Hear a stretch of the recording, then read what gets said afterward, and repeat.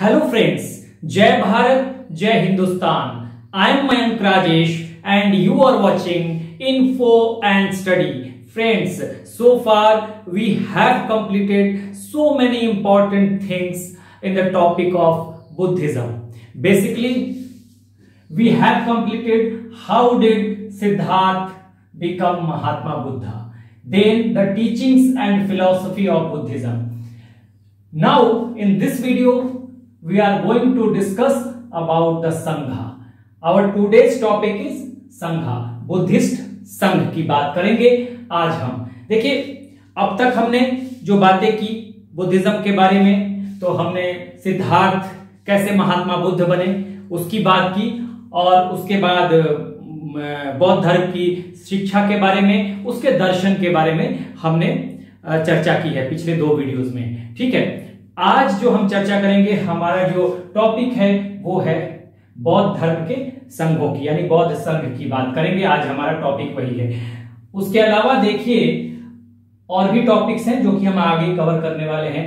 Buddhist council यानी कि संगीति, बौद्ध संगीति, साहित्य यानी लिटरेचर, बौद्ध धर्म का विभाजन, ठीक है, उसके उत्थान और उसके प्रभाव, और फिर उसके पतन यानी डाउनफॉल की बात करेंगे। थोड़ा सा रिव्यू करते हुए चलते हैं जो कि हमने पिछले वीडियोस में देखा है। देखिए, वैदिक पीरियड की हमने बात की थी। 1500 से 600 बीसी वैदिक पीरियड का समय है। पूर्व वैदिक काल या ऋग्वैदिक काल 1500 से 1000 बीसी, ठीक है, ये समय है 1500 से 1000 बीसी यानी कि ईसा पूर्व।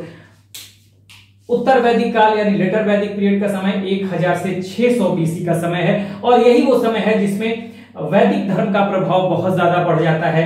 कर्मकांड और पशु बलि यानी सेक्रीफाइसेस, यज्ञ, दिन भर लोग कर्म कांडों में, यज्ञ में लिप्त रहते हैं। ब्राह्मणों का वर्चस्व रहता है और ब्राह्मण अपने हिसाब से समाज को चला रहे हैं। ठीक है, तो बहुत सारी कुरीतियां और कॉम्प्लेक्सिटीज जो है, जटिलताएं जो हैं, वो धर्म में आती हैं, रिलीजन में आती है, हिंदू धर्म में। उसी के खिलाफ 6th सेंचुरी बीसी में, अगर देखें 6th सेंचुरी बीसी में 2 धर्म आएंगे। हाँ, ऐसे तो बहुत सारे धर्म आए थे, लेकिन अगर पॉपुलर धर्म की बात करें तो जैन धर्म और बौद्ध धर्म ने, जैन तो पहले ही आ चुका था बहुत पहले से, लेकिन जैन और बौद्ध धर्म ने इस दौर में 6th सेंचुरी बीसी में यानी कि 6ठी शताब्दी ईसा पूर्व में लोगों को जागृत करने का काम किया था। ठीक है, अवेयर करने का काम किया था कि वैदिक धर्म जो है वो पाखंडों से भरा हुआ है। इसी के खिलाफ, इसकी खिलाफत इन दोनों धर्मों ने की। ठीक है, और हम जो पढ़ रहे थे बुद्धिज्म पढ़ रहे थे, इसके बाद बौद्ध धर्म को पढ़ रहे थे, जैन धर्म को पढ़ेंगे। ये 6th सेंचुरी बीसी का समय है, वैदिक पीरियड के बाद 6ठी शताब्दी ईसा पूर्व का। इसे महान परिवर्तनों का काल कहा जाता है, मैंने बताया। ये वही समय है जिसमें 16 महाजनपदों का उदय होता है। ये वही समय है जिसमें मगध 16 महाजनपदों में उभर कर आता है। ठीक है, और वहीं पे मगध में बहुत सारे डायनेस्टी उभर के आएंगे। हर्यक डायनेस्टी, शिशुनाग डायनेस्टी, नंद डायनेस्टी। उसके बाद नंद डायनेस्टी का अंतिम शासक जो है वो घनानंद है, जिसको हराकर बाद में चंद्रगुप्त मौर्य यहीं से आपको मौर्य साम्राज्य की स्थापना करेंगे। ठीक है, और यही समय है सेकेंड अर्बेनाइजेशन का भी, द्वितीय नगरीकरण का भी, और यही समय है धार्मिक आंदोलनों का, जो मैंने बताया है। और ये धार्मिक आंदोलन जैन धर्म और बौद्ध धर्म के रूप में निकल कर सामने आ रहा है, जो कि खिलाफत कर रहे हैं वैदिक धर्म का। ठीक है, वैदिक धर्म में जो पाखंड आ गया है, जो आडंबर आ गया है, ठीक है, कर्मकांड आ गया है, पशु बलि की बात हो रही है, दिन भर लोग यज्ञ में लिप्त रह रहे हैं, कोई ना कोई यज्ञ कर रहे हैं, ब्राह्मणों का वर्चस्व बढ़ रहा है, तो इसके खिलाफ ये जैन धर्म और बौद्ध धर्म इसकी खिलाफत करते हैं। हमारा जो अभी टॉपिक चल रहा है पिछले 2 वीडियो से, वो चल रहा है बौद्ध धर्म, जो कि अभी आगे भी 2-3 वीडियो चलेगा मेरे ख्याल से। तो हमने सिद्धार्थ के बारे में पढ़ लिया था, how did Siddharth become Mahatma Buddha. उसके बाद सिद्धार्थ कैसे महात्मा बुद्ध बने, शिक्षा, बौद्ध धर्म की टीचिंग्स, फिलॉसफी, दर्शन की बात हमने की। और आज हमारा टॉपिक मैंने ये बताया कि यही है कि आज हम बात करेंगे संघ पे। ठीक है, इसके अलावा हमारे कुछ टॉपिक जो आगे जो चलेंगे वो बौद्ध संगीतियां हैं, यानी बुद्धिस्ट काउंसिल है, उस पे होगा। 4 बुद्धिस्ट काउंसिल हुए थे, यही जब होंगे तो लिटरेचर की भी बात आएगी, साहित्य की। आपको 3 त्रिपिटक निकलेंगे यहीं से, सुत्त पिटक, विनय पिटक और अभिधम्म पिटक।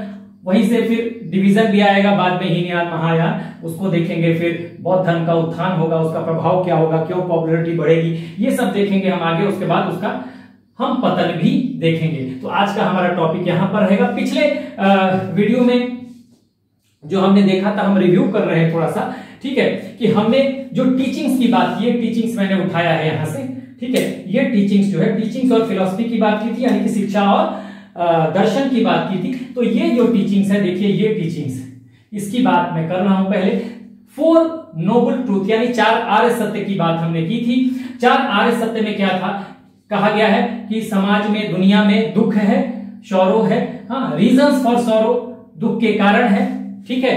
कहा है दुख समुदाय, इसको कहा गया हिंदी में, रीजंस फॉर सौरोज, यानी दुख समुदाय, ठीक है। सौरोज कैन बी क्योर्ड, कहा जा रहा है कि दुख का निवारण भी है, और वे टू क्योर सौरोज, दुख का निवारण है और उसके रास्ते हैं, ठीक है। कैसे क्योर किया जाएगा, तो 8 फोल्ड पाथ है, यानी कि अष्टांगिक मार्ग है। इसको मैंने एक शॉर्ट फॉर्म दिया था, बताया भी था, कभी फिर से बता देता हूं। अब यहां पर 2 बातें निकल के आई थी, सौरो है, दुख है, और दुख के कारण है 2 बातें। तो मैंने ये बताया था कि पेसिमिस्ट व्यू दिखा रहा है, यह निराशावादी यहां पर पर्सपेक्टिव मिल रहा है।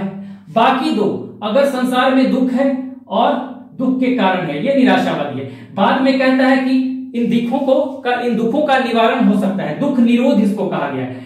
सॉरोज कैन बी क्योर्ड, दुख निरोध, यानी कि दुखों का निवारण हो सकता है। और कैसे, वे टू क्योर सॉरो, यानी कि इसको हिंदी में कहा गया है, मतलब ये रास्ते हैं दुखों को दूर करने का। कैसे दूर किया जाएगा, तो 8 फोल्ड पाथ, अष्टांगिक मार्ग है। वे टू क्योर सॉरो को हिंदी में कहा गया है दुख निरोध गामिनी प्रतिपदा। प्रतिपदा मतलब मार्ग होता है, वही बात है।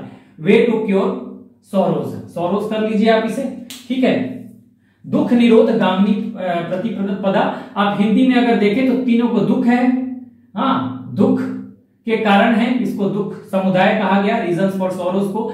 फिर कहा गया सॉरोज कैन बी क्योर्ड, यानी कि इसको कहा गया कि दुख निरोध की बात कही गई। यहां दुख के कारण को दुख समुदाय कहा गया, दुख निरोध कहा गया, यानी कि रोका जा सकता है, उसका निवारण हो सकता है। And way to cure sorrows, रास्ते हैं, ठीक है। दुख निरोध गामिनी प्रतिपदा इसको कहा जाएगा हिंदी में, ठीक है। तो इसके 8 फोल्ड पाथ, यानी कि अष्टांगिक मार्ग बताए गए हैं। अभी मैं बता रहा था कि पहला 2 पेसिमिस्ट व्यू, पहला है कि दुख है, दुख के कारण है, निराशावादी। फिर कह रहा है सॉरोज कैन बी क्योर्ड, दुख का निवारण हो सकता है, वे टू क्योर सॉरोज, रास्ते हैं, मार्ग हैं, हाँ, इस दुख को खत्म करने के। तो ये जो है ये ऑप्टिमिस्टिक है, ऑप्टिमिस्ट व्यू है, ठीक है। तो 2 हैं पेसिमिस्ट व्यू और 2 हैं ऑप्टिमिस्ट व्यू। इसी में से, इन्हीं दोनों के बीच से, दोनों व्यू से निकल के आता है कि हम दुखों से छुटकारा पा सकते हैं। तो कहीं ना कहीं ये मिडिल पाथ की तरफ, बौद्ध धर्म के मध्यम मार्ग की तरफ इशारा कर रहा है। दुख 2 हैं, दुख के 2 बातें कही गई हैं दुख के बारे में, कि दुख है, बहुत निराशावादी है, दुख है, दुख के कारण है, ठीक है।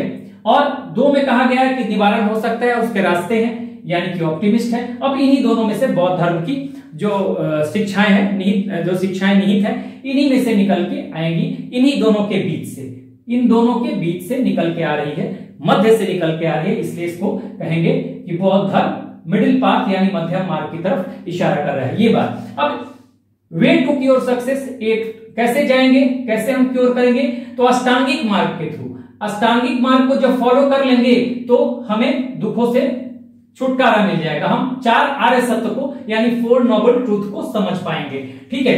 अब ये 8 फोल्ड पाथ के लिए मैंने एक ट्रिक भी दिया था। क्या ट्रिक दिया था, देखिए, ओ से ऑब्जर्वेशन, खाली आपको राइट लगा लेना है, राइट ऑब्जर्वेशन, राइट का मतलब सम्यक, उचित, ठीक है।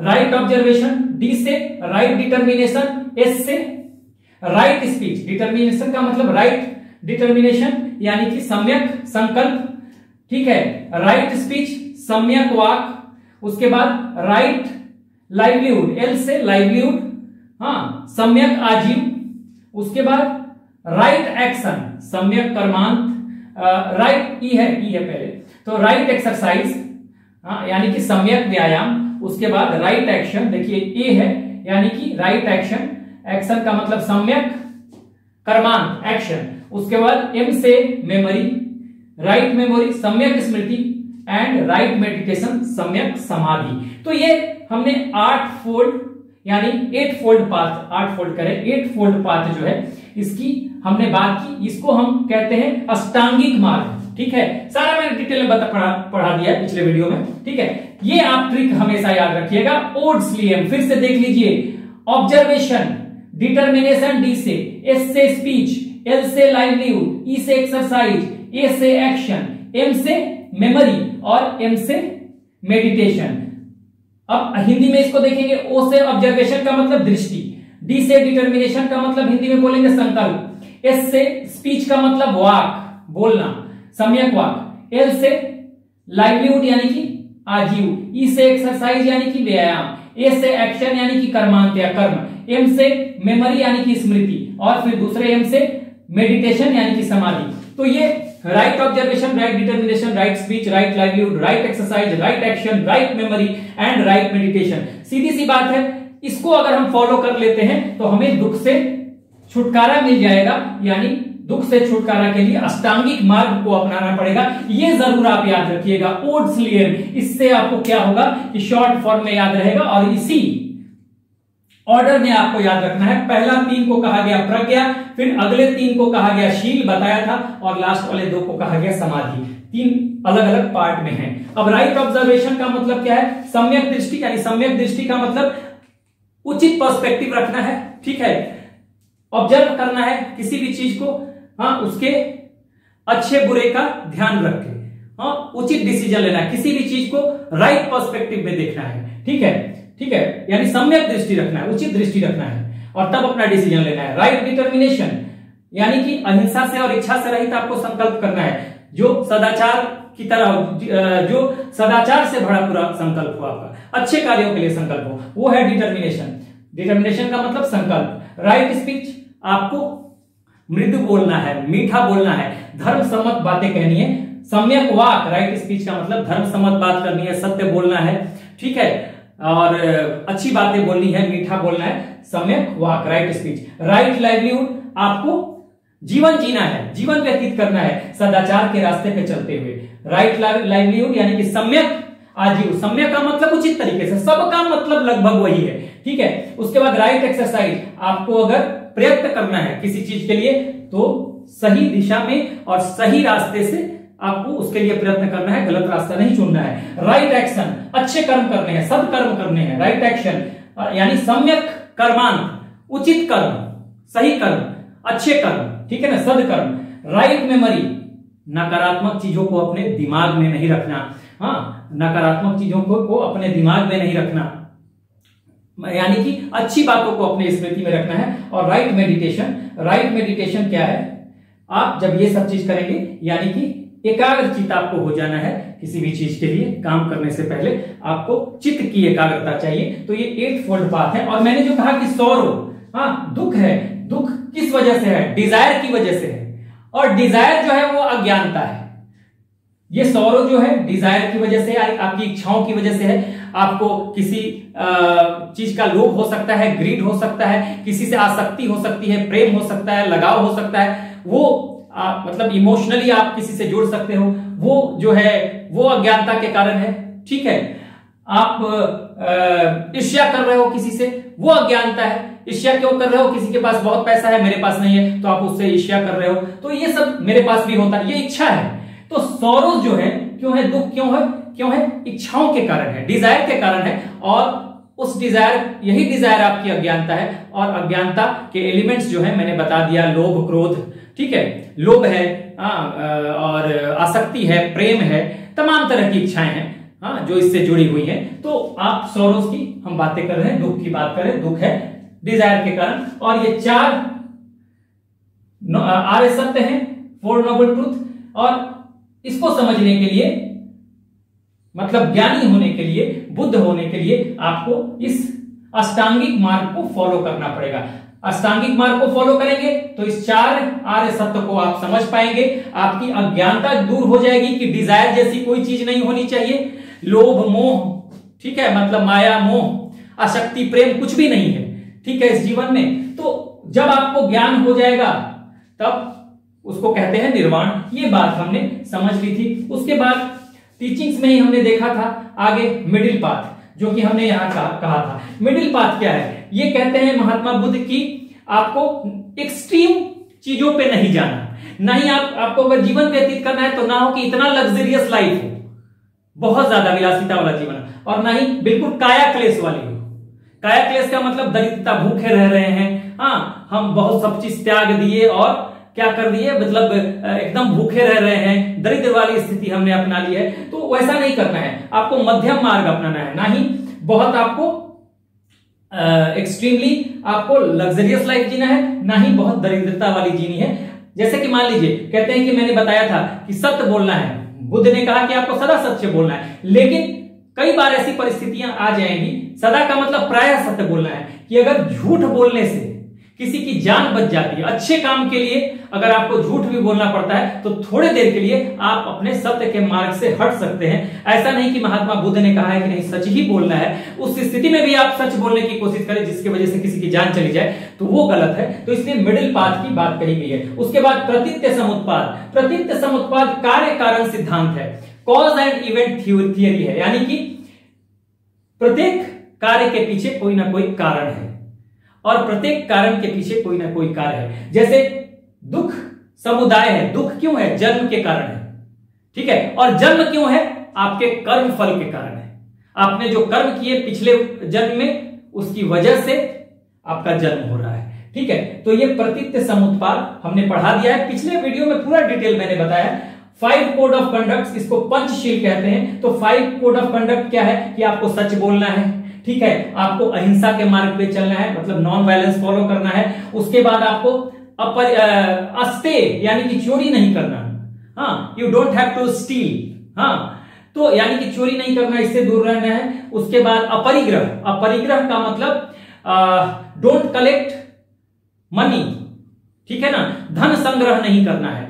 और उसके बाद फाइनली 5th जो है वो कहा जाता है कि आपको हो गया, 5th हो गया ट्रूथ, नॉन वायलेंस, आपको डोंट स्टील यानी कि अस्ते, उसके बाद आपको अपरिग्रह, और 5वां है सेलिबेसी, ब्रह्मचर्य का पालन करना है। ये 5 शील यानी पंचशील इसको कहा गया, 5 कोड ऑफ कंडक्ट। उसी तरह से 10 कोड ऑफ कंडक्ट जिसको कि 10 शील कहा गया। और ये 10 शील क्या है? 10 शील में ये 5 कोड ऑफ कंडक्ट जो मैंने बताया वो तो हो ही गया। उसके अलावा हो जाएगा कि आपको no food after midday, मतलब आपको दोपहर के बाद खाना नहीं खाना है, यानी कि असमय खाना नहीं खाना है। उसके बाद आपको हो जाएगा कि नो कंफर्टेबल बेड, हाँ, बहुत आरामदायक बिस्तर पे नहीं सोना है। उसके अलावा नो इंटॉक्सिकेंट, नो इंटॉक्सिकेंट का मतलब, इंटॉक्सिकेंट का मतलब कोई नशीला चीज, मद्यपान नहीं करना है, लिकर का सेवन नहीं करना, शराब नहीं पीना है, ये हो गया। उसके बाद जो इसमें हो जाएगा नो करप्ट प्रैक्टिसेस, व्यभिचार से दूर रहना है, खासकर स्त्रियों के संसर्ग से कहा गया है कि दूर रहना है, तो ये व्यभिचार की बात है।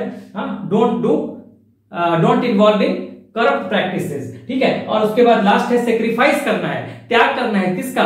जेम्स एंड ज्वेलरी, ऑर्नामेंट्स का, गहनों का, रत्नों का, हाँ, आभूषणों का, इनका त्याग करना है। तो 5 कोड ऑफ कंडक्ट और मतलब पंचशील 5 कोड ऑफ कंडक्ट और 10 शील 10 कोड ऑफ कंडक्ट। तो 5 कोड ऑफ कंडक्ट मैंने बताया, और फिर 10 कोड ऑफ कंडक्ट में जो 5 कोड ऑफ कंडक्ट था उसको जोड़ लेना है, और 5 और जो मैंने बता दिया, ठीक है। तो इस तरह से हमने इसको देख लिया था। अब लास्ट में हमको क्या देखना था? हाँ, अब हमने फिलॉसफी की बात कर ली थी। फिलॉसफी में जो दर्शन है बौद्ध धर्म का, कि वो बौद्ध धर्म अनिश्वरवाद में बिलीव करता है, यानी कि गॉड में बिलीव नहीं करता। Buddhism doesn't believe in the existence of God, doesn't believe in the existence of soul, यानी कि आत्मा में विश्वास नहीं है, ठीक है। नैरात्मवाद में विश्वास रखता है, ठीक है। उसके बाद ये मानता है कि क्षणिकवाद है, सब कुछ क्षणिकवाद में बिलीव करता है, सब कुछ क्षणिक है, नथिंग इज इटर्नल, ठीक है ना, नथिंग इज परमानेंट, कुछ भी परमानेंट नहीं है, कुछ भी अस्थायी नहीं है। इवन आत्मा को भी ये मानता है, तभी कहता है कि भाई आत्मा नाम की कोई चीज नहीं है, क्षणिक है सब कुछ, ठीक है। तो क्षणिकवाद एफीमेरलिज्म कहते हैं, वो मैंने लिखवाया हुआ है पिछले वीडियो में क्षणिकवाद को, ठीक है, अंग्रेजी में। और वेद को के खिलाफ है, ये पहले ही मैंने बता दिया। कर्म कांडों के खिलाफ ये दोनों धर्म आए थे, जैन और बौद्ध धर्म, ठीक है। तो कर्म कांडों के खिलाफ है, यानी कि वैदिक धर्म के खिलाफ है, वेदों के खिलाफ है। कर्मवाद में बिलीव रखता है कि अच्छे कर्म करो, और रीबर्थ में बिलीव करता है। मैंने बता दिया था कि हालांकि आत्मा में विश्वास नहीं है, लेकिन रीबर्थ, ये पुनर्जन्म में विश्वास रखता है। तो कहता है कि पुनर्जन्म में कहता है कि आत्मा का जन्म नहीं होता, बेसिकली आपने जो संस्कार आपके जो रहे हैं पिछले जन्म में, तो वो एनर्जी या चेतना के रूप में फिर जन्म लेती है। ये बात बौद्ध धर्म में कहा गया है। फिलॉसफी में एक चीज और है कि नो आइडल वर्शिप, यानी मूर्ति पूजा नहीं करनी है। ये बाद में, ये मूल सिद्धांत है। बाद में आप जब महायान और उसमें बदलेगा, जब बौद्ध धर्म बदल जाएगा, विभाजित हो जाएगा, हीनयान और महायान में जब विभाजन होगा, आगे पढ़ेंगे। और आगे आप जाएंगे कुषाण पीरियड में, जब हम आगे जाएंगे कुषाण पीरियड में, लेटर मौर्यन पीरियड में, तो वहां देखेंगे कि महायानी जो है वो बहुत लिबरल हो गए हैं। और आगे आप देखेंगे बहुत सारा महायान के जो फॉलोअर हैं उसमें आपको मूर्ति पूजा भी होने लगेगी, मूर्ति भी बनने लगेंगे बुद्ध के। तो ये सब चीजें आगे आएगा, लेकिन मूल सिद्धांत जो है कि भाई आपका मूर्ति पूजा नहीं करना है। आगे जब विभाजन होगा तो बहुत सारे बदलाव होंगे, वो हम आगे देखेंगे। ठीक है, तो ये पूरा हमने लगभग बुद्धिज्म को अच्छे से कर लिया था, इसको हमने रिव्यू भी कर लिया। अब हम आगे बढ़ेंगे और हमारा जो आज का टॉपिक है संघ, इस पे बात करेंगे। ठीक है, तो हम आगे बढ़ते हैं। आइए अब बात करते हैं आज के टॉपिक की, संघ की। हाँ, बौद्ध संघ की बात करेंगे। देखिए, मैं हमेशा पीछे से चलता हूं, एक बार रिव्यू जरूर करता हूं, ये जरूरी होता है। हिस्ट्री जब भी पढ़े तो पीछे से लिंक बना के ही करना चाहिए। तो देखिए, अगर हम करें बौद्ध संघ की बात, बुद्धिस्ट संघ, अगर हम मीनिंग की बात करें, देखिए पहली बात तो संघ का मतलब क्या होता है ये समझ जाइए। संघ का मतलब अगर कहें तो संघ का मतलब होता है कम्युनिटी या कंपनी। ठीक है ना। और यहां बुद्धिस्ट संघ की अगर बात करेंगे तो community of Buddhist Monks and nuns, एक समुदाय है बौद्ध भिक्षुओं का या भिक्षुणियों का। ठीक है ना। तो ये आपको समझना है। संघ क्या है, बहुत सारे भिक्षु और या मॉन्क जिसको कहते हैं अंग्रेजी में, भिक्षुणी, नन्स कहेंगे, NUN, नन्स, तो उनका एक समुदाय है। ठीक है ना। और ये फाउंडेड बाय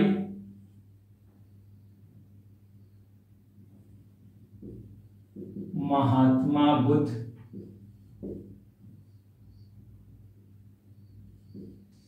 इन सारनाथ। ठीक है, सारनाथ में महात्मा बुद्ध ने इसकी शुरुआत की थी, संघ की। ठीक है, और ये कैसे शुरुआत की थी, सारनाथ में इन्होंने अपना पहला सरमन दिया था, पिछले वीडियो में बताया था मैंने। और पहला सरमन किसको दिया, सरमन मीन्स उपदेश। ठीक है, ज्ञान प्राप्ति के बाद बोध गया में इनको ज्ञान की प्राप्ति होती है। ठीक है, और होता क्या है कि जब महाभीर श्रवण के बाद, महाभीर श्रवण का मतलब आप समझते हैं, जब इन्होंने गृह त्यागा, ठीक है ना, घर को छोड़ा इन्होंने, तो घर त्यागा 29 वर्ष की उम्र में, जिसे महाभीर श्रवण कहते हैं। ठीक है, उसके बाद ये जब रास्ते में आगे बढ़ते हैं तो उरुबेला पहुंचते हैं। आगे बहुत सारे बीच में ये और भी जगह अनोमा नदी पे रुके हैं, राजगृह में रुके, उसके बाद उरुबेला पहुंचते हैं। तो उरुबेला में क्या होगा, 5 ब्राह्मण इनको मिलते हैं। मैंने बताया हुआ है पहले ही वीडियो में, जो कि हमने सिद्धार्थ से महात्मा बुद्ध बनने तक का इतिहास पढ़ा था उसमें। तो उरुबेला में क्या होता है, उरुबेला में 5 ब्राह्मण मिलते हैं। उनका नाम है आंज, असज्जी, वप, भद्ये एंड कौंडिन्य। फिर से याद कीजिएगा, आंज, असज्जी या असज्जित, थोड़ा बहुत नाम में फर्क हो सकता है, वप, ठीक है, वप, वप ऐसे मिलेगा, वप, ठीक है ना, वप, इसके अलावा भद्ये और कौंडिन्य लिखवाया हुआ है मैंने। ठीक है, तो ये 5 ब्राह्मण मिलते हैं। तो उनके साथ महात्मा बुद्ध, जो सिद्धार्थ है उस समय तो महात्मा बुद्ध नहीं बने हैं, ज्ञान प्राप्ति के बाद ये महात्मा बुद्ध होते हैं या तथागत होते हैं। ठीक है, तो वहां पर ये मिलते हैं और उनके साथ रहने लगते हैं। लेकिन एक दिन एक सेनानी है, कोई आर्मी के कोई ऑफिशियल है, उनकी बेटी सुजाता है, वो खीर लेके आती है और वो खा लेते हैं। तो जो 5 ब्राह्मण है वो नाराज हो जाते हैं, और नाराज होने के बाद कहते हैं कि भाई तुमने तो कहा था कि अब राजसी खाना नहीं खाएंगे, लेकिन तुमने खा लिया। तो वो नाराज होके चले आते हैं सारनाथ, ठीक है, नाराज होके। और उनके साथ, हालांकि उन 5 के साथ इन्होंने 5-6 वर्ष का तप किया था, तो नाराज होके वो सारनाथ चले आएंगे, ठीक है, और बुद्ध चले आएंगे कहां पे, बोध गया। और बोध गया में क्या करेंगे कि ये इनको निरंजना नदी के किनारे, या निरंजना को पुनपुन नदी भी कहते हैं, वहां पे इन्हें जाम्भिक ग्राम है, पीपल के पेड़ के नीचे जाम्भिक ग्राम में इनको ज्ञान की प्राप्ति होगी। उसके बाद ये महात्मा बुद्ध हो जाएंगे, यानी बुद्ध हो गए, निर्वाण की प्राप्ति हो गई, ज्ञान की प्राप्ति हो गई। और वहीं पे आगे ये सारनाथ में, ठीक है, आगे उन्हीं 5 ब्राह्मणों को, यानी कि आंज, असज्जी और वप, भद्दिये और कौंडिन, इनको ये पहला सरमन देंगे, पहला उपदेश देंगे। याद रखिएगा, निरंजना नदी या पुनपुन नदी, ठीक है, कहां पे, बोध गया में है जाम्भिक ग्राम, वहीं पे पीपल के पेड़ के नीचे इन्हें ज्ञान की प्राप्ति होती है, उसे बोधि वृक्ष भी कहा जाता है, ठीक है। और इस घटना को, ज्ञान की जब प्राप्ति होती है तो उस घटना को कहा जाता है संबोधि। उसके बाद महात्मा बुद्ध हो जाएंगे, ये सिद्धार्थ महात्मा बुद्ध हो जाएंगे, बुद्ध कहा जाने लगेगा, महात्मा बुद्ध कहा जाने लगेगा, तथागत कहा जाने लगेगा, जिसे सब कुछ आता हो, तथागत का मतलब। और इनको शाक्य मुनि इसलिए कहा जाता था कि कपिल वस्तु, जो कोशल राज्य में, कोशल महाजनपद में जो कपिल वस्तु था, वहां के शाक्य घराने से थे, ये क्षत्रिय घराना था वहां का, वहीं से ये बिलोंग करते थे। तो ये 5 ब्राह्मण को पहला सरमन देंगे, और वहीं पे सारनाथ में क्या होगा कि ये संघ की स्थापना करेंगे, ठीक है, संघ की स्थापना करेंगे कौन, महात्मा बुद्ध। तो ये पहली बात है। संघ का मतलब मैंने बता दिया। संघ का मतलब अगर समझे, देखिए इसको लिख भी ले आप चाहे तो, संघ का मतलब क्या होगा,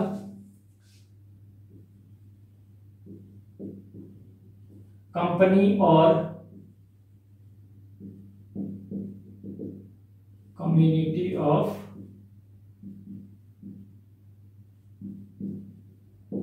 बुद्धिस्ट मॉन्क्स और नन्स, ठीक है।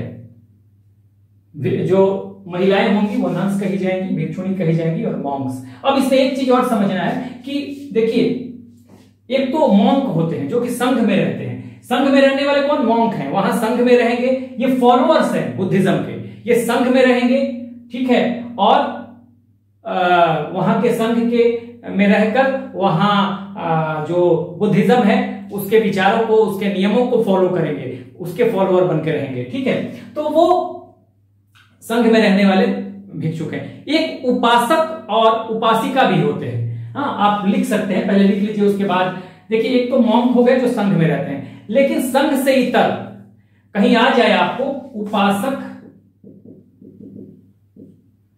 या उपासिका, हिंदी में मैं लिख रहा हूं उपासिका, ये कौन है समझ लीजिए। ये देखिए, ये गृहस्थ लोग हैं जो कि बुद्धिज्म को फॉलो करते हैं, संघ में नहीं रहेंगे, ठीक है। यानी कि आप लिख सकते हैं बौद्ध धर्म का को मानने वाले गृहस्थ,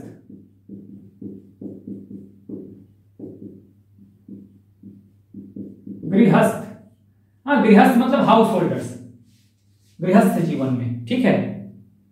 गृहस्थ लिखते हैं, गृहस्थ तो भी लिखते हैं, जो भी लिख लीजिए आप, ठीक है। इसको आप अंग्रेजी में लिखना है, मानने वाले हाउस होल्डर, गृहस्थ को हाउस होल्डर कर लीजिए, हाउस होल्डर्स।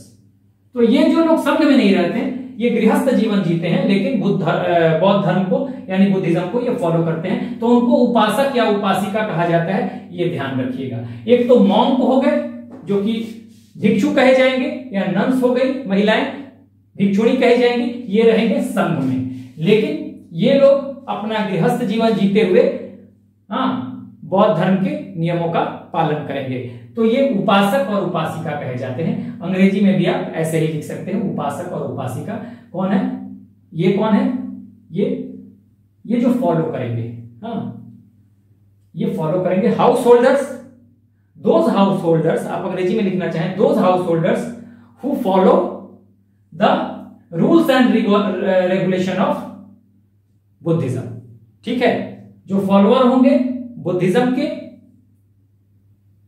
गृहस्थ जीवन में रहते हुए, ये आपको समझना था। अब देखिए आपको चर्चा कहां पे मिलती है, कुछ चीजों की चर्चा मिलेगी। अभी हम बात करेंगे इसके एलिजिबिलिटी की कि बौद्ध धर्म में कैसे, बौद्ध संघ में का प्रवेश कैसे होगा और कौन कौन से लोग प्रवेश ले सकते हैं। लेकिन पहले संघ की चर्चा कहां मिलती है, तो संघ की चर्चा अगर हम देखेंगे तो आपको मैं लिखता हूं भब्रू, ऐसे ही लिखिएगा, भब्रू बैराट या बैराट अभिलेख है। ठीक है, इंस्क्रिप्शन है। ठीक है,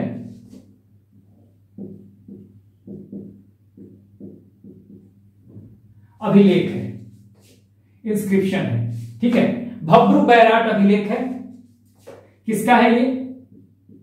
अशोक का। अशोक मौर्य साम्राज्य में जब आप आगे जाएंगे तो हम आगे पढ़ेंगे मौर्य साम्राज्य। अभी मैं बता रहा था कि आपको जो मगध में कई डायनेस्टी आए, 16 महाजनपदों में से मगध एमर्ज्ड स्ट्रॉन्गेस्ट। ठीक है ना, उभर के आया सबसे मजबूत और सबसे बड़ी ताकत के रूप में 16 महाजनपदों में से 6th सेंचुरी बीसी की बात है, मगध उभर के आता है और वहां फिर डायनेस्टीज एस्टेब्लिश होती है। पहले हर्यक डायनेस्टी जिसमें कि बिंबिसार, उसका बेटा फिर अजातशत्रु, फिर उदयन। ठीक है, ऐसे लोग आते हैं। उसके बाद जो राजा बनते हैं मगध के, फिर दूसरा डायनेस्टी आएगा शिशुनाग डायनेस्टी, जिसमें शिशुनाग और काकवर्ण होंगे, जिसको कालाशोक भी कहा जाता है। काकवर्ण दिव्यदान में उसका नाम है, बौद्धिस्ट टेक्स्ट है दिव्यदान, तो वहां पे आपको काकवर्ण मिलेगा। उसके बाद नंद डायनेस्टी है, महानंदनी जो फाउंडर थे नंद डायनेस्टी के, उसके बाद महापद्मनंद और फिर घनानंद। तो घनानंद आखिरी शासक था। उसी के समय सिकंदर का आक्रमण भी होता है, मैंने इन्वेजन ऑफ सिकंदर पढ़ाया है, और उसी को हरा के चाणक्य की सहायता से चंद्रगुप्त मौर्य घनानंद को हराएगा और मगध मौर्य डायनेस्टी यानी मौर्य वंश की स्थापना करेगा। बहुत बड़ा साम्राज्य, यहां से अंपायर यानी साम्राज्य का कॉन्सेप्ट शुरू होगा। उसी साम्राज्य से आएंगे अशोका। ठीक है, पहले थे वो चंद्रगुप्त मौर्य, फिर बिंदुसार और फिर अशोका। ठीक है, जो कि बाद में बौद्ध धर्म का प्रचार प्रसार भी करेंगे। ठीक है, तो ये अशोका का भब्रू बैराट अभिलेख है, यानी भब्रू बैराट इंस्क्रिप्शन है। हिंदी में आप अंग्रेजी में कहें इंस्क्रिप्शन, भब्रू बैराट इंस्क्रिप्शन है, अभिलेख है। तो उसी में त्रिरत्न की चर्चा है।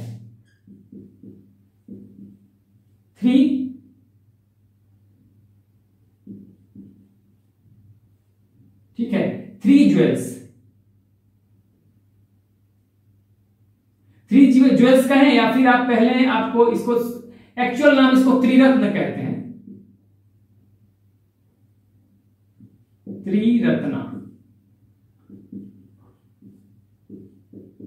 त्रिरत्न यही नाम आप लिखिए। इसको अगर कहीं 3 जेम्स भी, इसको त्रिरत्न। ठीक है, त्रिरत्न, 3 जेम्स, 3 जेम्स भी कह सकते हैं त्रिरत्न, या 3 ज्वेल भी कहते हैं। ठीक है, 3 ज्वेल या त्रिरत्न या 3 जेम्स जो भी कहें। तो इस त्रिरत्न में आपको, त्रिरत्न क्या है? ये भब्रू बैराट अभिलेख है अशोक का, उसमें ये त्रिरत्न है, या 3 ज्वेल आप कहेंगे, 3 ज्वेल या 3 जेम। ठीक है, उसी में चर्चा है 3 चीजों की, बुद्ध की, बुद्ध, धम्म, धम्मा एंड संघा। इसको आप BDS ऐसे याद रखिए। ठीक है, BDS याद रखेंगे। त्रिरत्न क्या है भाई? बुद्ध, धम्म और संघ, जिसमें बुद्ध तो खुद ही एक मॉडल है, जिन्होंने स्थापना की है, जिन्होंने शुरुआत की है। धम्म में धर्म की बात यानी बुद्ध की टीचिंग्स के बारे में कही गई है, बौद्ध धर्म के बारे में बात कही गई है, और संघ की चर्चा है यानी जो कम्युनिटी है बुद्धिस्ट मॉन्क्स एंड किसकी? नन्स की। अब कहीं से आ जाए कि किस अभिलेख में स्त्री रत्न की या संघ की चर्चा है, तो अशोक के भब्रू बैराट अभिलेख, ठीक है, या आप कहेंगे भब्रू बैराट इंस्क्रिप्शन, ठीक है। तो ये आपको ध्यान रखना है। अशोक किस वंश का है, तो मौर्य वंश का है, तो मौर्य सम्राट अशोक ने का भब्रू बैराट अभिलेख है। उसी में भब्रू बैराट अभिलेख में त्रिरत्न की चर्चा है, हाँ, जिसमें क्या है, बुद्ध, धम्म और संघ, ठीक है, BDS आप याद रखिएगा, तो वहीं पे चर्चा है, तो ये आपको याद रखना है। अब इसको मैं मिटाता हूं यहां से और फिर हम यहां संघ में एंट्री की बात हम करेंगे।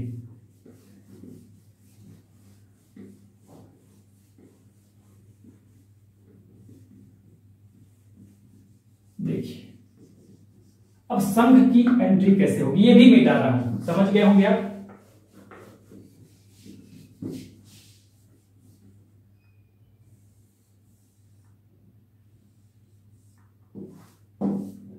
जहां लगे स्क्रीनशॉट ले ले, ठीक है। अब देखिए बुद्धिस्ट संघ में एंट्री एलिजिबिलिटी,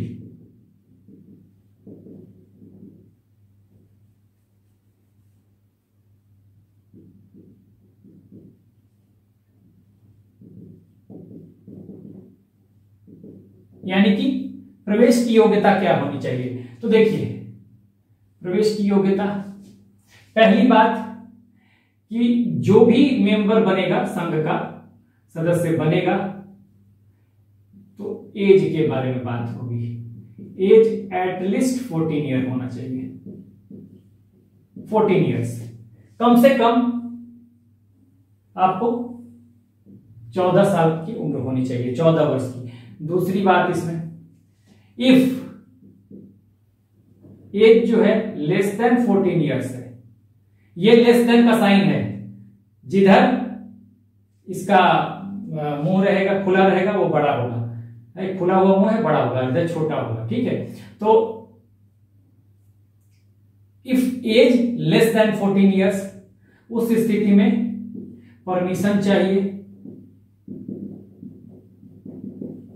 किसकी परमिशन चाहिए भाई, ये परमिशन चाहिए, देखिए एक फादर का चाहिए, या कोई भी हो, फादर अगर नहीं है तो फिर जो गार्डियन है,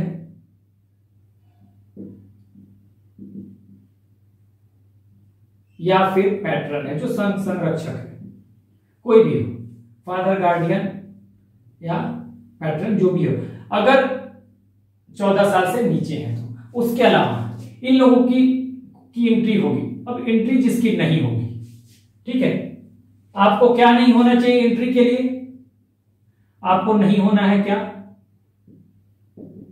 थीफ नहीं होना है, चोर नहीं होना है, मर्डरर नहीं होना है, यानी कि हत्यारा नहीं होना है। उसके बाद सिक यानी कि बीमार नहीं होना है, ठीक है। उसके बाद अपंग या विकलांग, हैंडीकैप नहीं होना है, ठीक है, हैंडीकैप नहीं होना है। उसके बाद डेटर नहीं होना, यानी कर्जदार या ऋणदाता नहीं होना है, डेटर कर्जदार या ऋणदाता, ठीक है। सोल्जर नहीं होना है, मतलब सोल्जर का मतलब आपको ये सेनानी, ठीक है। उसके अलावा आपको स्लेव, राजा का दास या सेवक नहीं होना है, और उसके अलावा बूढ़ा नहीं होना चाहिए, ओल्ड नहीं होना चाहिए, ये सब नहीं होना चाहिए, तभी आपको एंट्री मिलेगी। अगर आप ये क्राइटेरिया फुलफिल कर रहे हैं, आप चोरी नहीं करते, आप हत्यारे नहीं हैं, आप बीमार नहीं हैं, आप विकलांग नहीं हैं, आप किसी को कर्ज नहीं देना, आपको माने कर्जदार नहीं है किसी के, और आप सोल्जर नहीं है, सिपाही या सेनानी नहीं है, आप किसी राजा के दास नहीं है, या सेवक नहीं है, या बूढ़े नहीं है, तो फिर आपको एंट्री मिलेगी। ये नहीं होना चाहिए, ठीक है ना। उसके बाद देखिए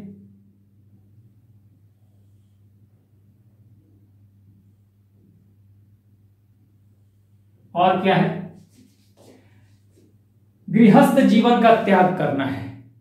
हाँ, अगर आप गृहस्थ जीवन में हैं तो उसका त्याग करना है। गृहस्थ जीवन का मैंने बताया ना, उपासक और उपासिका जो है वो, उनको कहा है बौद्ध धर्म में, उनको कहा जाता है कि वो हालांकि वो फॉलो कर रहे हैं बौद्ध धर्म को, लेकिन वो गृहस्थ रह के कर सकते हैं। मगर उपासक और उपासिका गृहस्थ जीवन में रह के बुद्धिज्म को फॉलो कर रहे हैं, लेकिन फिर वो संघ के मेंबर नहीं है। तो संघ का मेंबर होने के लिए आपको गृह त्याग करना पड़ेगा। You have to leave your house, ठीक है ना। और आपको पारिवारिक जीवन में नहीं रहना है, गृह त्याग करना है। आप यहां पे लिख लीजिए सीधा गृह त्याग, गृहस्थ जीवन का त्याग या गृह त्याग। Sacrifice of family life, sacrifice of family life, आप इंग्लिश में इसको लिख सकते हैं गृहस्थ जीवन का त्याग या गृह त्याग, ठीक है। आप गृहस्थ जीवन का, गृह त्याग नहीं, गृह त्याग तो कोई भी जो गृहस्थ नहीं है वो भी कर सकता है ना। गृह त्याग, गृहस्थ जीवन में गृहस्थ जीवन का त्याग करना है आपको, गृहस्थ जीवन का त्याग। कुछ चीजें मैं हिंदी में लिख देता हूं, आप चाहें तो लिख लें। मतलब you have to leave your family life, you have to leave your family life, यानी कि गृहस्थ जीवन का त्याग कर देना है। आप लिख लीजिए अंग्रेजी में चाहे तो, one has to leave his family life, गृहस्थ जीवन का त्याग करना है, ठीक है। और इसी को कहते हैं, हिंदी में ही मैं लिख रहा हूं क्योंकि एग्जैक्ट हिंदी का ही टर्म है प्रवज्जा, और ऐसे ही आप लिख लीजिएगा, प्रवज्जा है अंग्रेजी में, ठीक है। प्रवज्जा, प्रवज्जा यानी कि प्रवज्जा का मतलब क्या है? घर, गृह त्याग, गृहस्थ जीवन का त्याग, ठीक है, फैमिली लाइफ का त्याग, ठीक है, ये आपको प्रवज्जा कहा जाएगा। अंग्रेजी में आप चाहे तो ऐसे लिख सकते हैं प्रवज्जा, ठीक है। तो ये आपके लिए पहले तो क्राइटेरिया हो गया एंट्री के लिए। बुद्धिस्ट संघ के बारे में, फाउंडेड बाय महात्मा बुद्ध इन सारनाथ, 5 ब्राह्मणों के साथ मैंने बता दिया। एंट्री की एलिजिबिलिटी क्या है भाई? एंट्री एलिजिबिलिटी यानी कि प्रवेश की योग्यता आपको ध्यान रखना है। यहां पर 14 साल का कम से कम उम्र होना चाहिए। अगर उम्र 14 से कम है तो आपको परमिशन मिलना चाहिए। किससे? आपके पिता से, आपके गार्डियन से, या आपके संरक्षक या पैट्रन से, ठीक है। तो ये होना चाहिए। कौन कौन नहीं बन सकता? अगर आप चोरी कर रहे हैं, अगर आप हत्यारे हैं यानी मर्डरर हैं, थीफ हैं, अगर आप सिक हैं, बीमार हैं, ठीक है, आप हैंडीकैप हैं यानी कि विकलांग हैं या अपंग हैं, डेटर हैं, कर्जदार हैं, ठीक है, और या ऋणी हैं, आप सोल्जर हैं यानी कि सिपाही या सेनानी हैं, आप स्लेव हैं, दास हैं, किसी राजा के सेवक हैं, या ओल्ड हैं, बूढ़े। ओल्ड का मतलब बूढ़ा, तो बूढ़े आदमी को भी नहीं मिलेगा संघ में प्रवेश। और सबसे महत्वपूर्ण क्राइटेरिया जो है कि ये प्रवज्जा, आपको प्रवज्जा होना चाहिए यानी गृह जीवन का त्याग करना चाहिए। प्रवज्जा वाले लाइफ में चले जाएंगे। तो कहीं आ जाए एग्जाम में कि प्रवज्जा का मतलब क्या है, तो गृह त्याग, या गृहस्थ जीवन का त्याग, ठीक है, या लिविंग द फैमिली लाइफ, ऐसे भी लिख लीजिए। अंग्रेजी में मैंने हिंदी में लिखा है जरूर है, लेकिन मैं इंग्लिश भी बताते चलता हूं, जो इसको मन हो वो लिख ले, क्योंकि मैं चाहता हूं कि दोनों लैंग्वेज के लोगों को दिक्कत ना हो, जो भी स्टूडेंट है। तो ये आप समझ लिए कि बुद्धिस्ट संघ का जो एलिजिबिलिटी क्राइटेरिया है क्या है, ठीक है। तो ये हमने देख लिया। अब हम आगे बढ़ेंगे और संघ के कुछ से संबंधित कुछ और चीजों को देखेंगे, जैसे संघ की कार्य प्रणाली क्या थी, संघ में प्रवेश कैसे मिलेगा, प्रवेश के बाद जो भिक्षुक होगा उसको क्या कहा जाएगा, वो सब चीजें अभी हम देखते हैं, ठीक है। कुछ और महत्वपूर्ण बात करते हैं संघ के बारे में। Let us talk about some other important points of Sangha. देखिए, ये समझ लीजिए कि संघ है,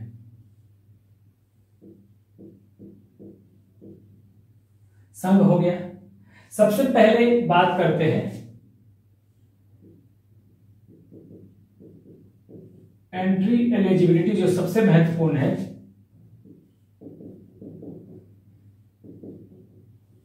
वो है प्रवज्जा। प्रवज्जा यानी लिविंग ऑफ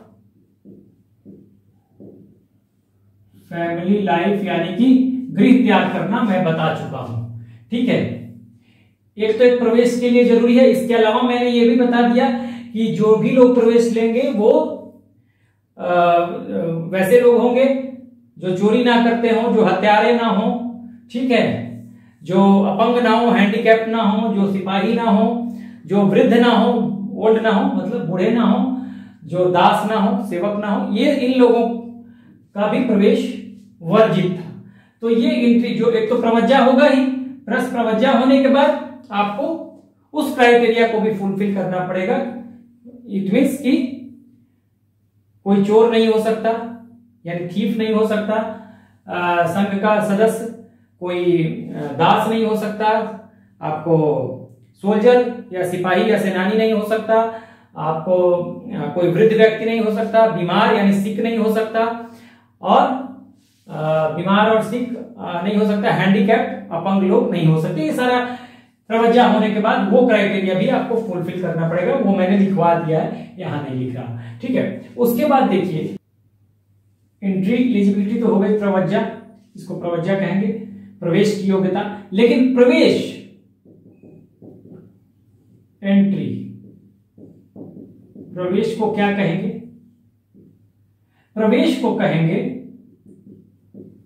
उपसंपदा। अब ध्यान दीजिएगा, देखिए किसी ने प्रवज्जा तो कर ली, ठीक है, यानी ये निर्णय ले लिया कि मुझे घर छोड़ना है, गृह त्याग भी उसने दिया, और ये चला एंट्री लेने के लिए। लेकिन किसी ने कह दिया कि इसकी संघ की एक्टिविटीज ऐसी है वैसी है, और आप कन्विंस ना हो पाए। पहले आपने घर छोड़ा, लेकिन आप एंट्री लेने के लिए चले, लेकिन आप प्रवेश आपने लिया नहीं, फिर लौट आए, तो प्रवज्जा तो है, लेकिन अभी आपने एंट्री नहीं लिया। आप लौट भी सकते हैं, लेकिन जब आपने एंट्री ले लिया, उस प्रवेश को कहते हैं, एंट्री को कहते हैं उपसंपदा। जब तक आप एंट्री नहीं लेते हैं, जब तक प्रवेश नहीं लेते हैं, हाँ, तब तक ये नहीं कहा जाएगा कि आपका उपसंपदा हो गया, यानी कि आपने प्रवेश ले लिया। अभी तो सिर्फ प्रवज्जा करके आपने वो क्राइटेरिया फुलफिल किया, लेकिन जब आप एंट्री लेंगे उस प्रवेश को कहा जाएगा उपसंपदा। ठीक है, प्रवेश को कहा जाएगा उपसंपदा। अब जैसे कि मान लीजिए कि कोई मोहन कोई एक व्यक्ति है, इसने ले लिया एंट्री। अब एंट्री, जब एंट्री को कहेंगे उपसंपदा, ठीक है ना, एंट्री की योग्यता को कहेंगे यानी प्रवेश की योग्यता को प्रवज्जा, गृह त्याग। अब मोहन ने एंट्री ले लिया, अब एंट्री ले लिया, अब इसको कहेंगे जो मेंबर बन गया संघ का, यानी कि मोहन क्या है, अब ये मेंबर है, ठीक है, संघ का मेंबर है। अब संघ का जो मेंबर बन गया, इसको कहेंगे भाई आफ्टर एंट्री, यानी मेंबर बन गया, यानी कि आफ्टर एंट्री इसको कहेंगे मोहन को। अब ये मेंबर जो हो गया अभी, और ये मेंबर अभी ट्रेनिंग पीरियड में रहेगा। हाँ, जैसे ही एंट्री ले लेगा, मतलब मेंबर को ऐसे लिखिए, member after entry. After entry ये कहा जाएगा, इसको कहा जाएगा सामरेन। देखिए मैं हिंदी में ही लिख रहा हूं, इसी को SAMREN करके लिख लीजिए, सामरेन या श्रामणेन, श्रामरेन ये कहा जाएगा, स्पेलिंग आप लिख लीजिएगा। यानी 3 बातें हो गई, एंट्री की योग्यता, प्रवेश की योग्यता प्रवज्जा, एंट्री को कहा जाएगा उपसंपदा, और जैसे ही एंट्री लेता है तो वो मेंबर बन जाएगा और उसको कहा जाएगा सामरेन। जिसने एंट्री लिया है उसको कहा जाएगा सामरेन जस्ट आफ्टर एंट्री। लेकिन अभी ये पूरा मॉन्क नहीं हुआ है, इसको अभी मॉन्क नहीं कहा जाएगा, मोहन को मॉन्क नहीं कहा जाएगा। अब ये मॉन्क कैसे होगा? अब ये मोहन अभी सामरेन है या श्रामरेन है, ठीक है ना, तो अब ये कैसे होगा? ये ट्रेनिंग पे रहेगा। ये सामरेन या श्रामरेन जो है मोहन, ये अभी क्या करेगा? ट्रेनिंग पे रहेगा, training under a senior monk, ठीक है, सीनियर मॉन्क। ये अभी ट्रेनिंग लेगा सीनियर मॉन्क से। कब तक? फॉर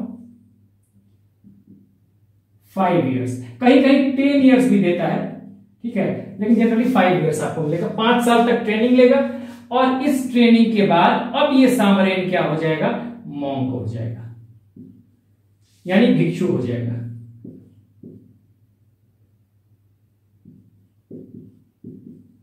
ठीक है, भिक्षु हो जाएगा। मेरे ख्याल से आपने समझा।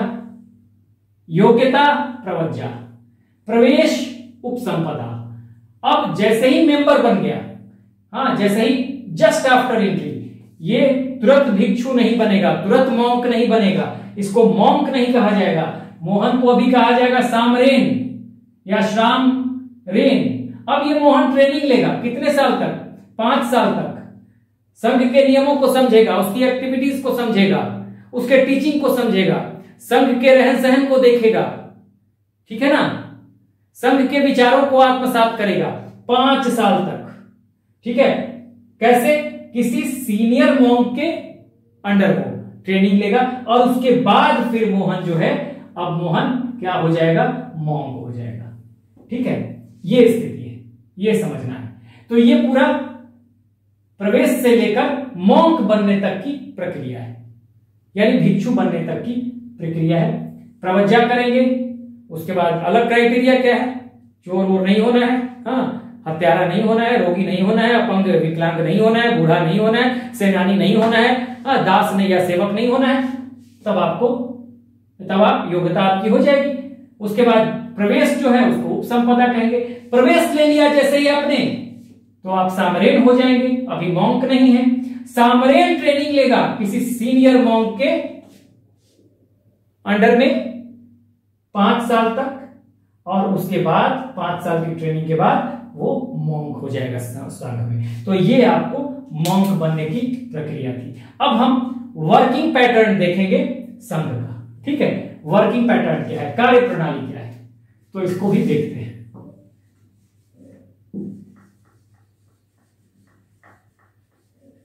ये मैं यहीं मिटा देता हूं और करता हूं।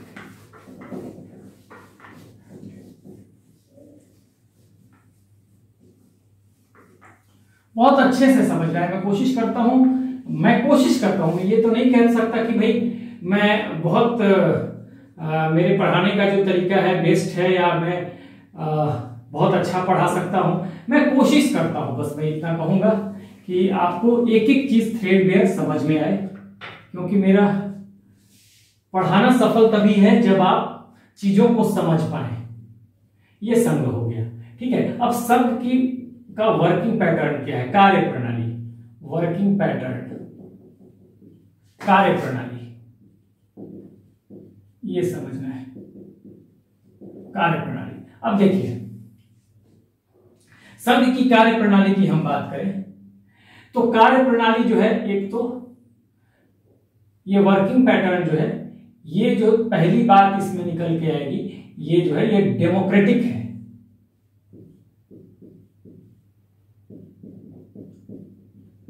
यानी गणतंत्रात्मक है।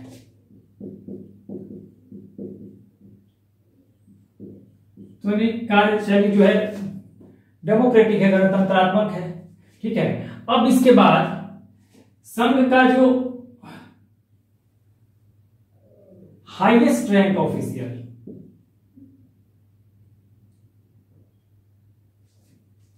ठीक है,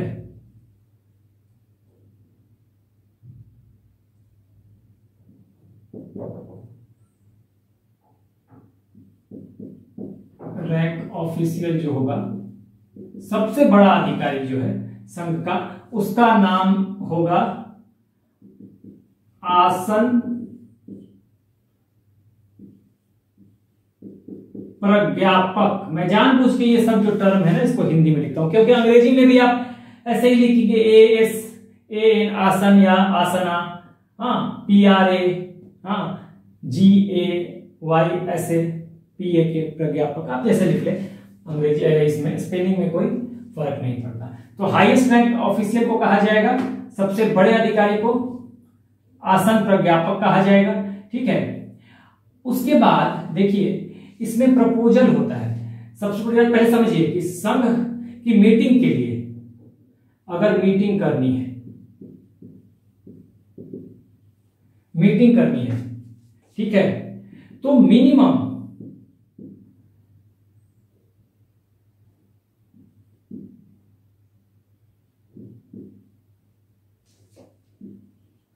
20 मेंबर्स चाहिए,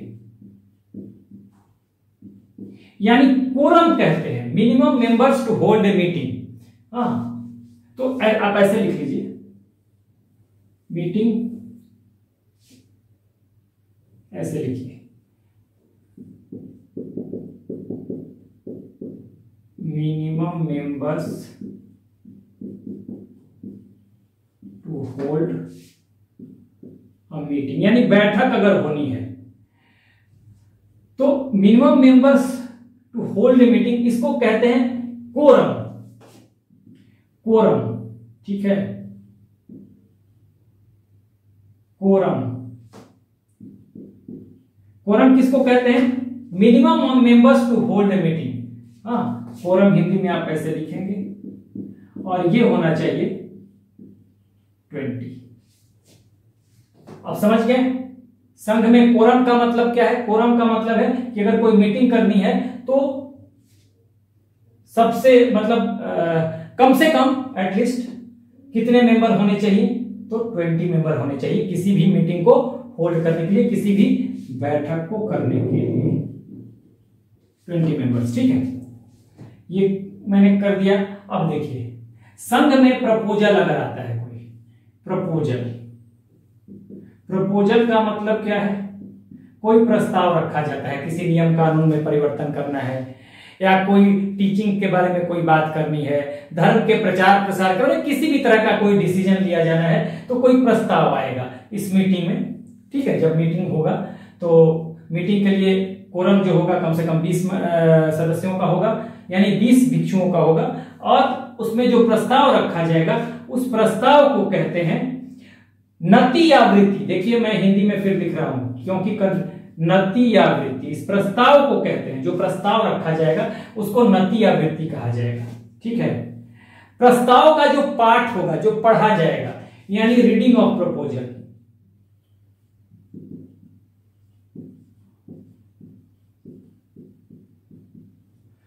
अगर आप ये जो प्रस्ताव का पाठ है, प्रस्ताव पाठ,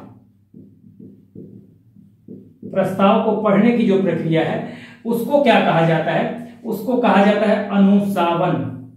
ठीक है, अनुसावन।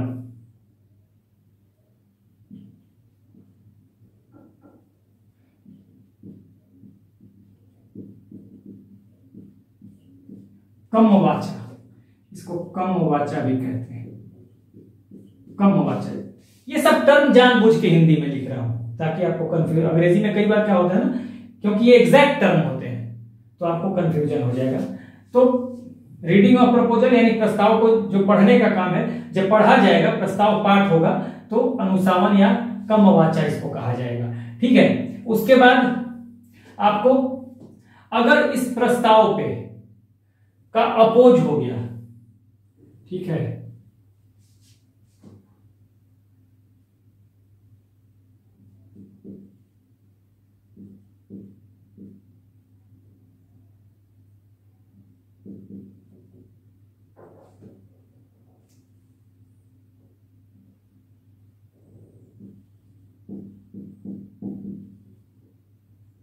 if proposal,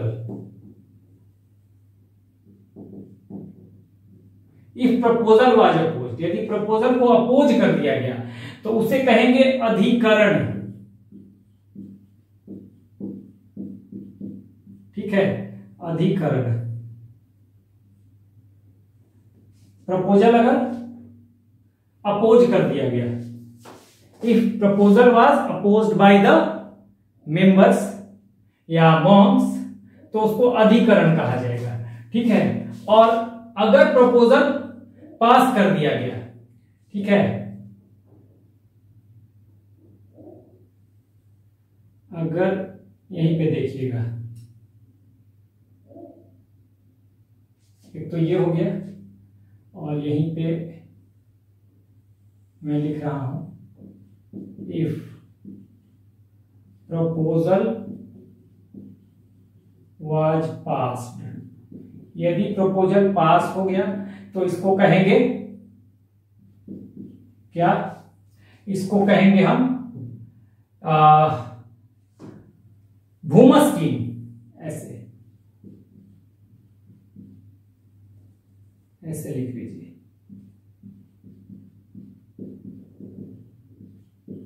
भूमस की, भूमस की।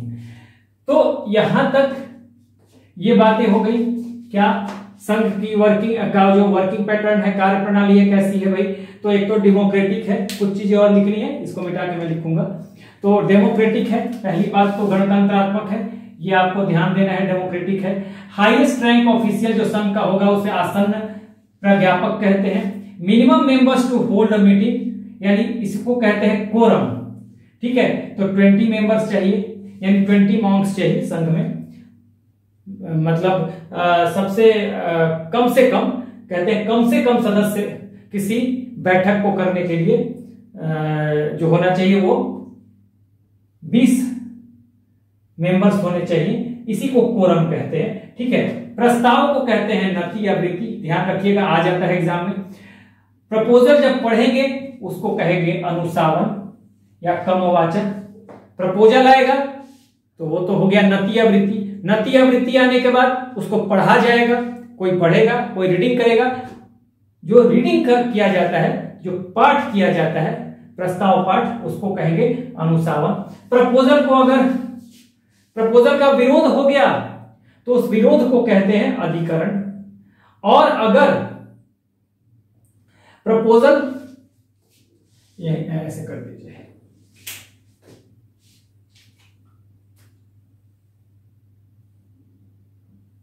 और अगर इफ प्रपोजल वाज पास्ट तो उस पास्ट प्रपोजल को कहा जाएगा भूमस्कीन। भूमस्कीन, याद रखिए, भूमस्कीन, भूमस्कीन, ठीक है। तो यहां तक हमने देख लिया, ठीक है। अब इसमें वोटिंग कैसे होगी इसको भी देख लेते हैं। ये तो ये मैं मिटाता हूं और फिर लिखता हूं।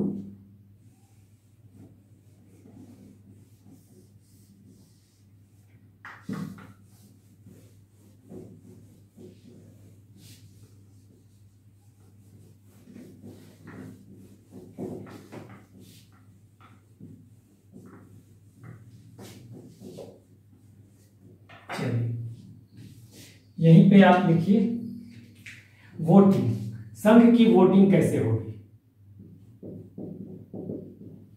वोटिंग क्या होगा। तो वोटिंग दो तरह से होगी, एक तो ओपन वोटिंग होगी, खुला मतदान, ओपन, और एक सीक्रेट होगी। ओपन वोटिंग को क्या कहते हैं, ओपन वोटिंग को कहते हैं विवतक। एग्जैक्ट इंग्लिश में सही लिखेंगे क्योंकि हिंदी में इस टर्म को लिखना ज्यादा सुविधाजनक है, एग्जैक्ट टर्म में सही आएगा विवतक। और सीक्रेट वो गुप्त मतदान को, खुला मतदान यानी प्रत्यक्ष मतदान, खुला प्रत्यक्ष, ठीक है। ओपन कहेंगे सीक्रेट यानी गुप्त मतदान, गुप्त मतदान को कहेंगे गुहलक, गुहलक, ठीक है। अब जो वोटिंग है, अगर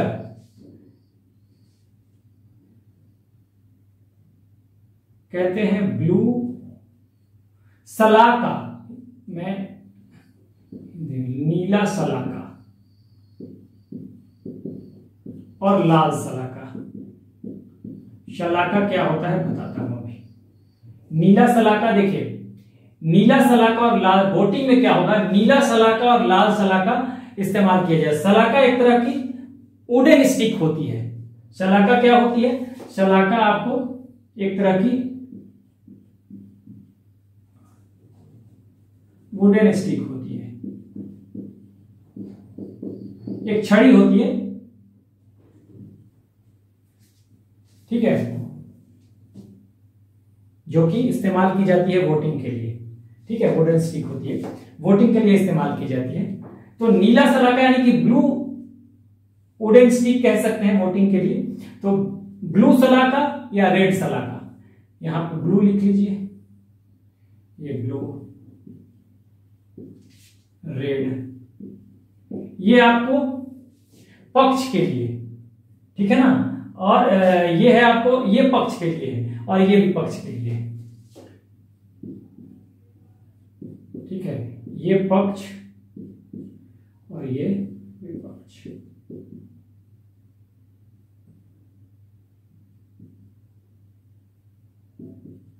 ये विपक्ष, यानी कि ये है अगेंस्ट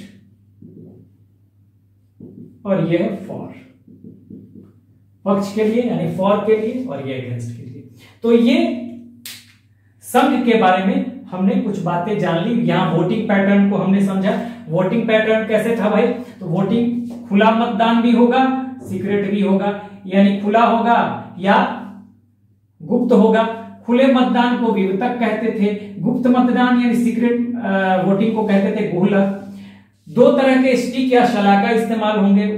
हाँ, एक तो नीला शलाका और एक आपको रेड शलाका। रेड शलाका आपको पक्ष के लिए यानी फॉर के लिए, और नीला शलाका विपक्ष यानी अपोजिशन यानी अगेंस्ट के लिए। अगर हमारा कहते हैं कि भाई अगर अगेंस्ट में, किसी प्रपोजल के अगेंस्ट में हमें हाथ उठाना है तो स्टिक उठा देंगे।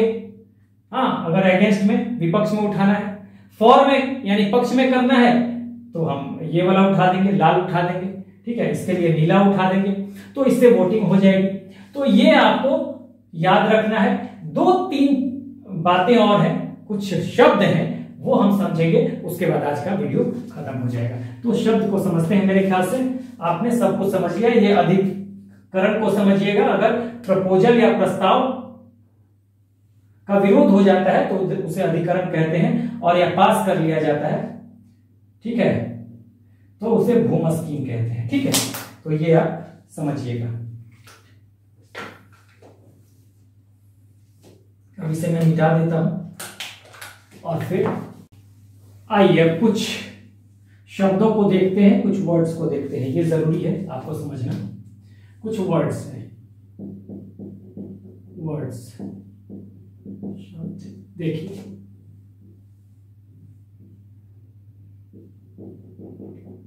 वर्षावास, ठीक है। दूसरा उपोषण, तीसरा पावरना। देखिए अंग्रेजी में भी ऐसे ही लिखेंगे, VARSHA, हाँ VAS, ऐसे करके आप वर्षावास लिख दे। UPOS, हाँ ATH, उपोषण, ऐसे करके आपको एग्जैक्ट यही वर्ड होगा, क्योंकि एग्जैक्ट यही वर्ड इस्तेमाल होता है बुद्धिज्म में। तो वर्षावास क्या है? देखिए वर्षावास, पहली बात,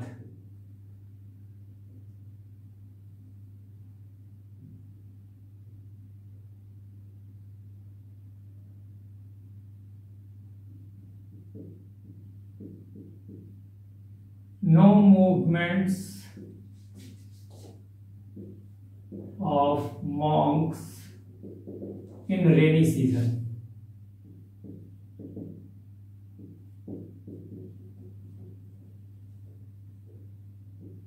और ड्यूरेशन इसका होगा 3 मंथ का।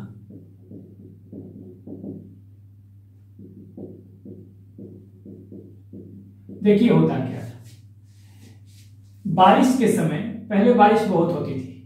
पहले जब बारिश बहुत होती थी तो उस समय क्या होता था कि सड़कें भी कच्ची होती थी, तो सड़कें खराब हो जाती थी, दलदल हो जाता था, मॉन्क्स को चलने में दिक्कत होती थी, मूवमेंट में भी दिक्कत होगी, हाँ चलने में दिक्कत होगी, और बहुत सारे मॉन्क भिक्षु एक साथ निकल जाते थे।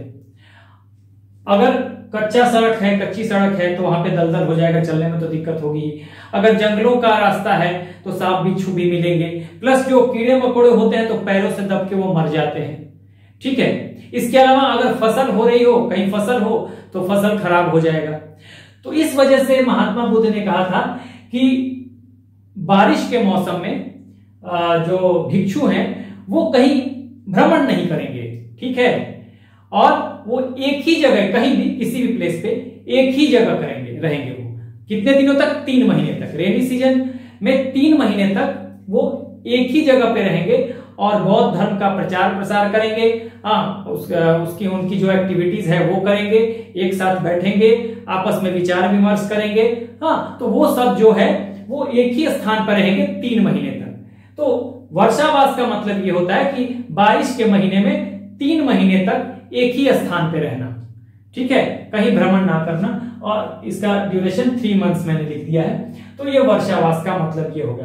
अब वर्षावास के बारे में कुछ महत्वपूर्ण बातें जो है और देखिए, बुध के बारे में अगर हम बुध की बात करें तो बुध का प्रथम वर्षावास, फर्स्ट वर्षावास कहां हुआ था? तो ये हुआ था आपको सारनाथ में, ये याद रखिएगा। वर्षावास बुध का फर्स्ट सारनाथ में, लास्ट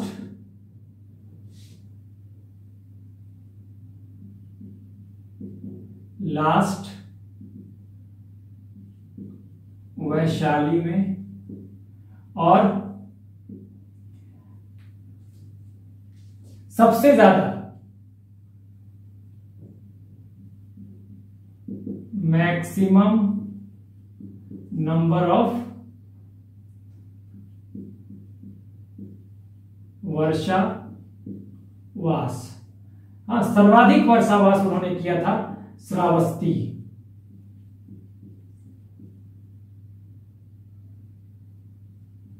श्रावस्ती में, श्रावस्ती कौशल की राजधानी थी, कौशल महाजनपद, बार बार मैं बताते रहता हूं, ठीक है। ये अगर हम देखें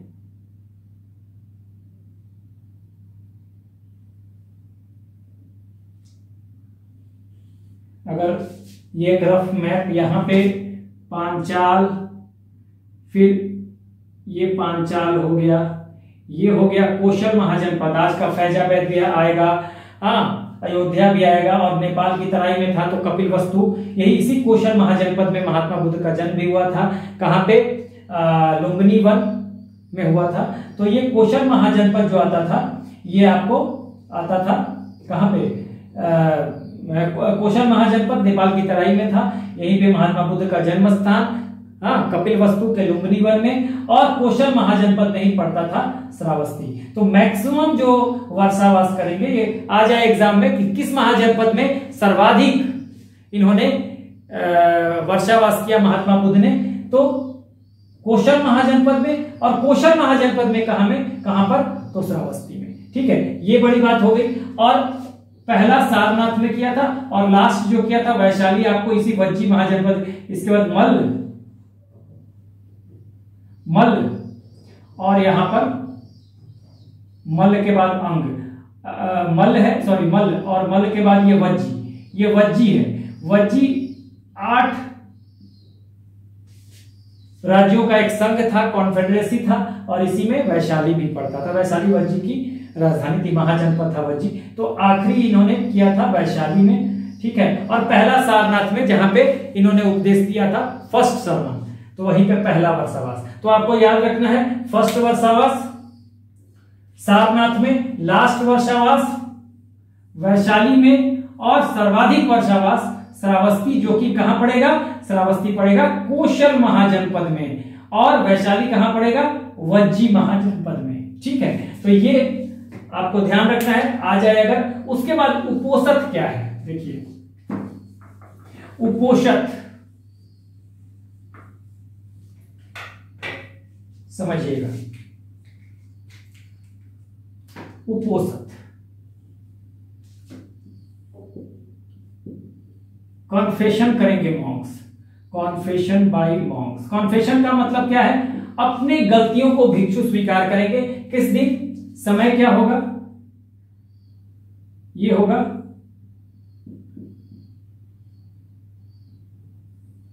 full moon and new moon, ठीक है। पूर्णिमा और अमावस्या, पूर्णिमा को या अमावस्या को, पूर्णिमा को फुल मून कहते हैं अंग्रेजी में, और अमावस्या को न्यू मून। तो पूर्णिमा को और अमावस्या को ये कॉन्फेस करेंगे। अगर इन्होंने, कॉन्फेशन का मतलब अगर इन्होंने कोई गलती की हो या कोई अपराध किया हो, तो उसकी स्वीकारोक्ति करेंगे, उसको कन्फेस करेंगे, एक्सेप्ट करेंगे कि हाँ, हम हमने गलती की है, ठीक है। इसको कहते हैं उपोषित, यानी मॉन्क जब आपको पूर्णिमा को या अमावस्या को जब अपनी गलतियों को स्वीकार करेंगे, तो एक जगह इकट्ठा होंगे, फिर गलतियों को स्वीकार करेंगे, तो उसको कहा जाएगा उपोषित। पावरना, यहां भी कॉन्फेशन है, कॉन्फेशन बाय मॉन्क्स। कॉन्फेशन का मतलब ही होता है गलती को एक्सेप्ट कर लेना, कॉन्फेशन बाय मॉन्क्स। लेकिन ये कब होगा? आफ्टर एवरी वर्षावास, ठीक है। प्रत्येक वर्षावास के बाद अपने गलतियों को, अपने अपराध को स्वीकार करेंगे, उसकी स्वीकारोक्ति करेंगे, तो उसको कहा जाएगा पावरना। तो ये 3 शब्द आपको ध्यान रखना है, वर्षावास, उपोषित और पावरना। वर्षावास रेनी सीजन में भ्रमण की मनाही है, ठीक है, घूमने की मनाही है, मूवमेंट की मनाही है। बौद्ध धर्म में भिक्षुओं के लिए एक ही जगह रहना है 3 महीने तक, और धर्म का प्रचार प्रसार करना है, अपना आदान प्रदान करना है विचारों का, थॉट्स का, एक जगह रह के। उपोषित, हाँ, कॉन्फेस करना है, अपनी गलतियों को मानना है, जो गलती हमने अब तक की है जीवन में, वो करेंगे कब? पूर्णिमा को और अमावस्या को। और पावरना भी एक तरह का कॉन्फेशन है, जो कि प्रत्येक वर्षावास के बाद करना है, अपनी गलतियों को स्वीकार करना है, ये मॉन्क्स करेंगे। तो ये 3 शब्द जो थे ये महत्वपूर्ण है बुद्धिज्म में, इसको आपको ध्यान रखना चाहिए। So this is the end of the video. Do like, share and subscribe. Take care, keep smiling.